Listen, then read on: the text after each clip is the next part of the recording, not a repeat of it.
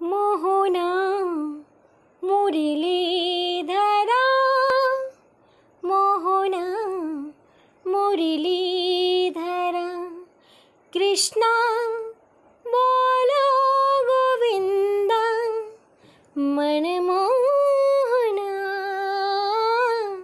মোহনা মুরলীধরা। রাধে রাধে। সকাল সকাল চলে আসলাম মিষ্টু আর মাধবকে নিয়ে। মিষ্টু একাদশী থাকবে, তাই সকালের পুজোটা ও সারছে বলে আমি ছাড়বো। ছড়িয়ে ছিটিয়ে নিয়ে বসে দেখলেনই তো পুজো দিতে বসেছে। আসলে ও তো ছোটো, ওকে মাঝে মধ্যে শিখিয়ে দিতে হয়। আমি তো সারা জীবন থাকবো না, তা আমার পরিবর্তে মাধবকে কে দেখবে? তার জন্য ওকে আমি একটু দেখিয়ে দিই, শিখিয়ে দিই, ভুল ত্রুটি করে।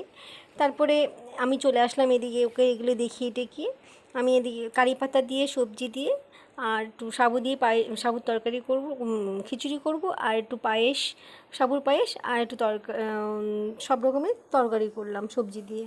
আর এই যে বসেছে, এই যে বসছে দেখুন কীভাবে ও বসছে। আসনটাকে পেতে বস, উঠে না, ওর মধ্যে বসে বসে তারপর পড়লাম। তারপরে ও ঠিক করে বসে ভোগটা পাওয়াচ্ছে রাধা মাধবকে, গোপালকে, আমার মাধবকে।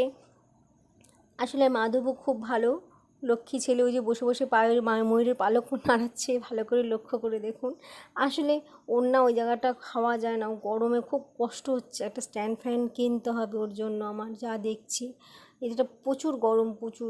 ওর মনে অস্বস্তি হচ্ছে, মুখটা কেমন ক্লান্ত ক্লান্ত মনে হচ্ছে। যাই হোক, ও আরতি সারলো, আরতি সেরে ওকে ভোগ নিবেদন করছে। আর আমি একটু গান করছি পাশে বসে বসে, ওকে একটু সাজ দেখিয়ে দিচ্ছি। কৃষ্ণ কৃষ্ণ হরে কৃষ্ণ মনমোহনা মোরে কৃষ্ণ